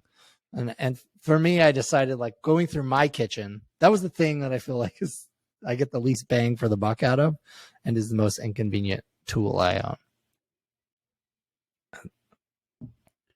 Well, there's kind of like a romantic Right. idea to You it, can too, grind right? sausage. Because it's like because you see it on like cooking shows or stuff like that, and it's like, oh yeah, just throw stuff in there, and I'm like, I've never used that easy. hook. We The actually hook. use Maybe you guys do because you make bread. Yeah, the dough Yeah. hook. It's a dough hook. Yeah, but I got it. But So I definitely was like, oh my gosh, I think, we got it for our wedding and as a wedding gift. But for a while at first, I like romanticized where I'd want to just use it for like cookies or something. I'm like, oh, this is more complicated than I need. But we actually, now that like we make bread at home, we use it all the time. Like I'd say we use it 3 times a week. So I Holy would think shit. for like Yes, bread making, that makes sense. it is like changed, but it just depends. Yeah. If it, but we're pushing so crazy. We have doughs made like every single week. So it's just like a constant sort of like. Can we just say that I think you and Darren are going to be able to go off the grid? And Kurt, be really Sarah brought me like a self-sustainable? whole focaccia one day. 'Cause It there's was a lot amazing. of- It was incredible. She's like, "Oh, Darren made focaccia today," and it was like a whole big. It was in a paper bag with like his little print, his logo on it, and yeah, it was incredible. It's insane. It's awesome. I'm glad you enjoyed it. Yeah, Yeah, that's, I mean, you guys have everything They're you ready. need. You don't. you'd be surprised at how non-self-reliant we actually are. We might sound like, but sure, okay, thank you. Yeah, I'll Sharp take the knives and compliment. bread. What else do you need? Yeah. Well, it feels like you guys could not like talk to the outside world for a long time, and you'd be. You grow your All own right. vegetables and yeah. You don't need to go to restaurants. You can make your right. Yeah, as long as if we have power, then we can make bread and butter, Yeah. which we have determined Best food. are Yeah. the best Yeah. food ever. So I guess that gives us a You little want to bit know of, a funny thing about my mixer? So I gets told us you ahead of the game. I didn't realize this theme was going to come back, but I'm going to bring it back again. My parents get me cooking things for Christmas every year, and they always get like us fancy cooking things because I know it's a very nice gift, and they know we cook a lot, and it's like they can get one nice thing for like me and my wife. They don't have to give individual gifts. So last year they gave us a KitchenAid mixer, and I'm like, Mom, I have a KitchenAid mixer, and it is already taking up the space. no. But here was the funny part: it was like this new color that we were like, we like this color better than our KitchenAid mixer, because originally it was like, should we send it back and get something different, or I don't know. But then we're like, actually, I kind of like this color, and so we decided to keep both. And then we are like, so not only do I have the one above my fridge, this giant thing, we have a second one that we put up in the rafters above our garage to give to our kids, I guess, when they move out. I don't know. It's like a So family we can heirloom. give them a fucking. This is the color. Here's the KitchenAid mixer that we didn't like the color of, that we want you to They're keep in both the cool family colors, but forever. yeah. Anyways, it was like, oh my gosh. The color though really matters. Like, I have to tell you, not only that, but every time I see that thing on the counter, and it is in like my pretty, the color I picked, the bluish green color. That's the one we got. It does that I bring like liked, a yeah. little spark Yeah. of joy. Yeah. Oh, I just beautiful. look at it and I'm They like, are really "Oh, it's beautiful. so pretty. Like They have heft. it's just gorgeous. Yeah, they have like I just can't. Yeah. Yeah. Oh. Yeah. So yeah, I can understand why it wouldn't be. It would be not. I used think if by I had a many people, bigger, but if we I had more actually use counter ours. space, I think it would be one of my favorite things in my kitchen. You know what I mean? Because it is. Yeah. We actually don't keep ours on the counter though. But you're right, and it is very Yeah. heavy to pull in and out. It's pulling So it that in and is, out. It's like, that's my all the things. I always want to use like the commercial grade ones, like you see at Yeah. like a bakery. I always yeah. thought it'd be fun where like they pour in Right. like a whole fucking bag of And And it's like flour. going, spinning, like it has like a Yeah, Those that's do 2 look foot like a lot of radius on fun. the spin. Yes. Yeah. Yeah. Yeah. And Those yeah, are because I cool. just want to like pour out like the dough on the table and like use 2 hands and just like Yeah. wrestle it. I want the countertop that you can. This is like the I want list now. Now we're back to like my old Williams Sonoma days. Okay, but no, like on cooking shows, they're always just rolling the dough out on their countertop. Like the countertop's just ready to go. But I feel like you need like a dedicated, like, I don't know how you do that to make sure it's. You do. I don't know. I want like I'm never rolling dough, but if I were rolling dough, I'd want it on a giant counter that's just open. Like I have a nice like little slip mat that sticks, but it's just Right. not enough, you know? Anyways. Well, Sarah, you know those kitchens are not real. It's not in someone's house. It's sad, but I know it, but I don't. You don't want to like, accept it. I still Yeah. believe that Yeah. it exists somewhere. Yeah. Yeah. And that's like all things. Like even when I see beautiful pictures or perfect ads, I know it's fake, but I love how there's something appealing about that. I hate admitting it, but I think it does. Like it Yeah. works, right? And you're like, maybe that fake kitchen can be, but yeah. The fake kitchen that has no appliances anywhere Right. is super clean, whatever. Where you don't have to move your kids' homework. And you don't have drying. Yeah, there's dishes. actually Yeah. nothing personal there at all. Right. That'd be so nice to have this like dedicated area to roll Oh, shit out. yeah, I can't. Yeah, I kind of live in a fantasy world in my head. I mean, it's not that way in real life, but yeah. Hey, whatever. I can imagine. it's all right. Okay, a couple of weird ones I got to throw out there that I like. Not weird, but like basic. 2 ones that I use quite a bit and I really like. One I don't actually own and I can't wait to get one. Simple, a citrus press. Oh, we have like I 4. have not seen a more functional. I know. I have not seen a more, like I have lots of different ways to juice, right? Juice my citrus. But nothing beats the simple basic, just you press it and you get the most juice that you could ever imagine. I'm like, this is an amazing tool. Like your standard. We drink a lot in our press. house, so it's a necessity. Yeah, You have a love that lime thing. press, you have a lemon press, you have an orange press, and then we have like backup. We have backup for the like middle size. We have 2 backups, so we have 5 citrus presses. They're great. Nope. They can't be beat though. Like honestly, because I've been doing like I'll do like fresh juice, and I'm like, why? Like this is how you have to do it. And the other one goes back. It is a slicing tool that you guys may disagree with me on, and I understand, but something I hate, and it might be because number 1, I don't love cheese, but number 2, I love like cheese boards and displaying cheese, but it's a cheese slicer with the wire. Like it's a little marble board and it has the wire cutter. And I actually love it because when I am slicing cheese, it's very hard to do with a knife, even a really good knife, especially if the cheese is like a harder cheese. And when you have the one with the wire, it will do the thinnest slices that you could ever imagine. And it's very easy to clean. Have you ever used one? No, tell me how. I love that thing. It sounds like a knife to me, but with a wire I blade mean, or it's something. like a knife would be. I It's. feel like it's I need to go get it right now. It's like my parents had one. It's almost like you remember like it's so much easier to cut the like cheese, a though. paper slicer you had in school. Yeah. Like with a giant fucking We have one of blade those. that I would love those chop things. your fingers off. That's So it's satisfying. a little bit like Yeah. that, but it's like a thin piece of wire, stretched tight that essentially you kind of feed the cheese into, Okay. and you can make slices as I'll send thick you or a thin picture as of I it. believe you. But yeah, so anyways, those were two things that want. I didn't mention. You have them? Oh, you have the I cheese have slicer. the cheese Okay. slicer. Oh, so you know how it works. And you like it. I don't have a proper citrus. You should get a citrus thing Yeah, tomorrow. I have it and I like it. We had one. I know. No, there I was know. one I'm that like, had. go to the Yeah, so we store went to to buy it though. the Don't store buy it once. online. I think it was Bed Bath Beyond, maybe. 'cause they're asking And they a had lot one of that me was over like a here. lemon and lime press, and it had a piece that you could either take out Yeah. or leave in. Whenever there's a piece, like an accessory, just don't do it. Get a small one and a big Just one. don't and do you're it. fine. Also, I don't know if you know this.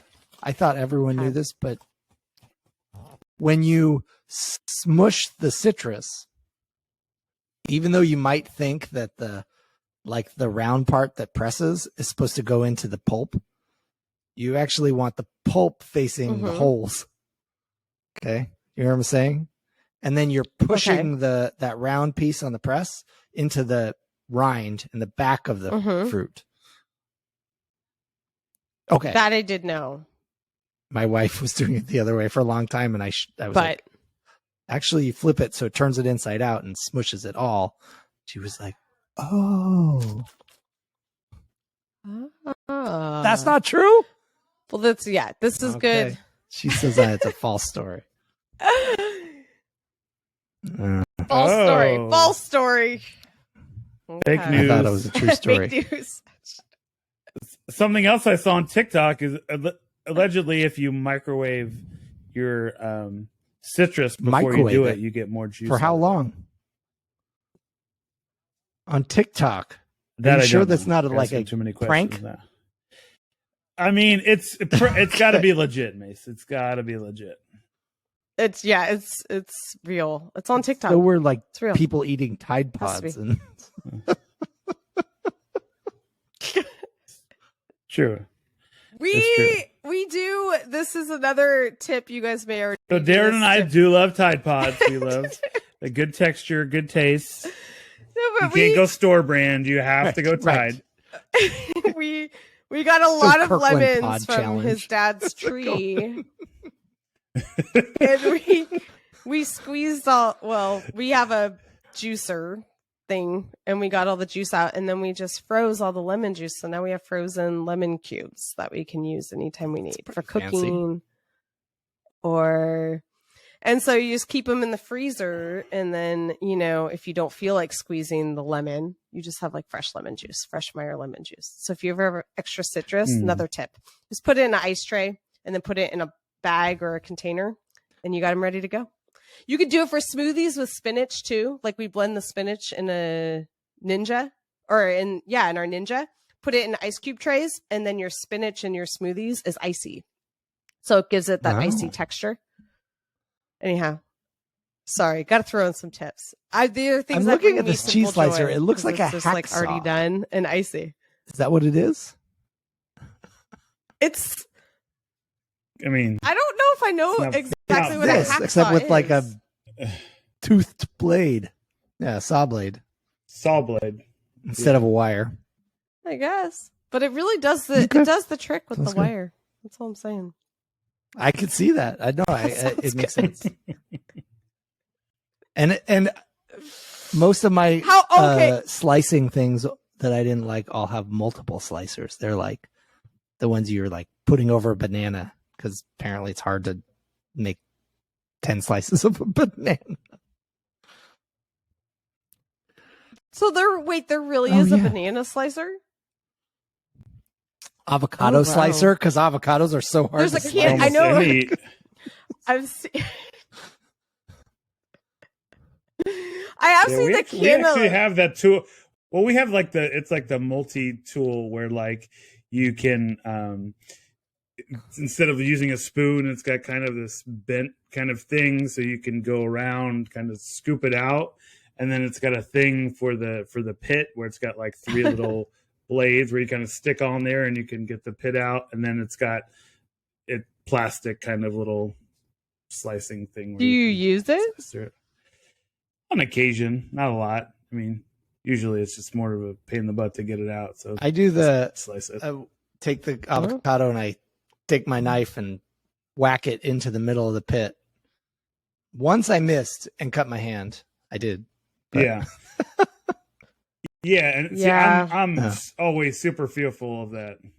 I have cut my hand by trying to stab the pit, and ever since then, now I just will gently kind of like press it until the pit kind of comes out. Sometimes it doesn't. Wait, you try to stab it with the point of the blade? I will never stab. This is years ago, and I did, and it said I stabbed my own palm of my hand. It was like the most ridiculous thing ever. It was it wasn't, but it was shocking where you turn white and you're like I just looked and I was like, oh my God. And I felt like I was going to pass out, but the cut itself actually wasn't. I usually that give it bad. like it was a very chop. small knife. So it wasn't, but I was shocked. Like cutting into the thing, but I don't know if that's better. Yeah, that seems. I just don't do it at all anymore. So now I cut it in half and then slice the one side, and then on the other side I will just kind of press it until it, the pit comes out, and it usually works. I've never run into another problem. So I've seen the thing lately where if you use like a wire rack, like you would put on like a cookie sheet, and if you just press the avocado in there, then it'll like already comes kind of diced up a little bit. Right. Like the with the squares. You just I could see that. Apparently that's like a chef's hack. Saving time. That's pretty cool. Can give that a go. There you go. You're welcome. Thank you. Tips. See, basically we've become a cooking tip. Yeah, well, I mean, we're just going to transition to full food and cooking. Well, the last one that we didn't talk about, and I really only know this one now because of bread making. Before that, it's not something I use, but I think now it's become like the standard in baking is a scale to weigh all of your. I love my scale. Mm-hmm. To weigh your ingredients. Yeah. It's actually really useful. So it's not something I ever would have used, but once you start using it, it's like, oh, okay. That's pretty, but it really applies. What are you weighing baking, with baking? More so than anything else. Yeah. Make bread to weigh the flour and the liquids and everything that you're adding. So the recipes are based on weight, not on like cups. Interesting. Yeah. Yeah. Cocaine. I use it for like if I make this French onion soup I really like a couple times a year, and it's 5 pounds of onions. So getting the 5 pounds is what I use it for most of the time. Is nice. But I guess baking is a lot. Yes, the precision's more science, important. right? Of yeah. specific Specifics. ratios. Yeah. Yeah. So No. Do you have any other we ones, said Mace? it all. Yeah. Salt and pepper grinder. Yeah. So I think we're all pretty high on knives, right? We're pretty high on knives being I think so, yes. the first and greatest. I will say that actually is a thing though. yeah, The pepper grinder. When you're old enough to get your own fresh those pepper. things at the restaurant, the big long pepper mill. You get your own. It's pretty Mhm. fancy. You can always just say when. That was pretty good sound effects there. It really sounded like you had a fucking pepper mill. You guys want? Yeah, does it make you Little want bit. some fresh cracked pepper? Yeah. It is so good. It Say makes when. such a difference. Well, what's the worst? I can't remember what Yeah. the worst. What's the worst? Oh, Well, can we call like slicing Yes. tools? Yes. Like cutting tools? Like, Can we just yeah. kind of umbrella? Shortcut slicing I mean, tools. yeah, your watermelon slicer might be up That was there. pretty bad. A watermelon, Yeah. your watermelon slicer specifically may be. There's no Yeah. easier thing to cut in the world, I think. But than a I watermelon. think any of those. Yeah. Yeah. Imagine What's funny is like, because I learned from you, I think, Mace, of like cutting watermelon, and like I got my love of watermelon, I think, from The you, best. and now it's like one of my favorite things in the entire world. But I love now watermelon too. everybody asks me to cut the watermelon because they think I'm like some fucking virtuoso at it. And so it's like, I'm fine doing it, but it's like every fucking time I got to cut the watermelon. Like for any family gathering, That's they're like, hilarious. oh, Do no, you Kurt's cube really it? good at it. He'll cut the watermelon. Yeah, nice. I like it. Yeah. Again, it's one of those things that's kind of zen. It's like, okay, I'm going to spend the next 10 minutes just cutting the shit out of this. Oh, for watermelon. sure. And Yeah. I'm not a great watermelon cutter. I love watermelon and I'll do it. And I'm the only one really in the family who likes watermelon. So if we get a watermelon, I have to cut it. But I'm not. I haven't. it's excelled another with thing I the worry cutting of the about. watermelon. I'm what okay we've at it. done, the unintended consequences of what we've done, our progress is that you can't buy seeded watermelons anymore, and they're all seedless. Yeah, No, didn't we? We kind of talked about this recently, Yeah, right? we talked I about couldn't. that. and they don't Yeah, taste the same. you can't. Yeah, And they taste Yeah. so much better. I know. alas. I miss them. Wow. So slicing tools are the best. So and we the really worst. have, so we have, just that's actual hilarious. knives, Like, and anything then not a knife anything that's not a slicing is knife that's terrible. sliced. It's like-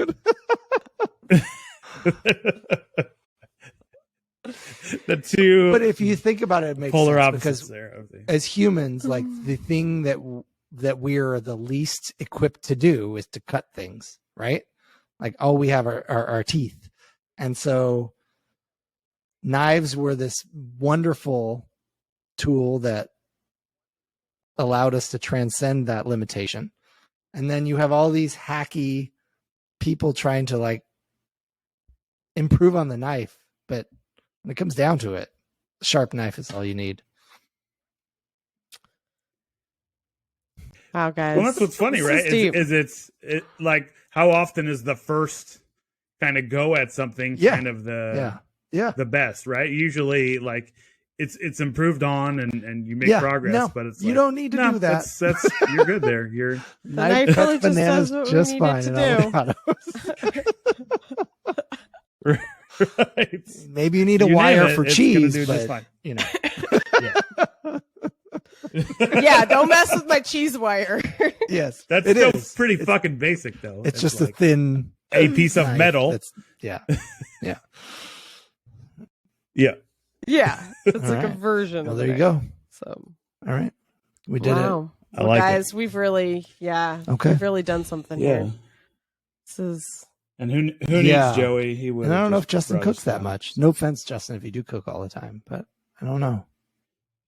He's younger. He's Yeah. one of the younger ones. Yeah. Who knows? When you're young, who wants to cook? Anyways. Yeah.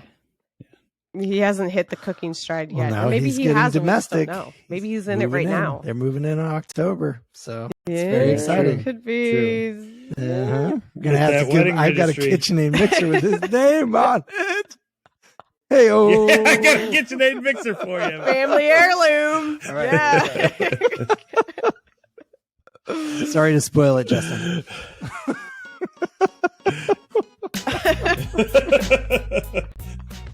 L'chaim. Baba Bowie.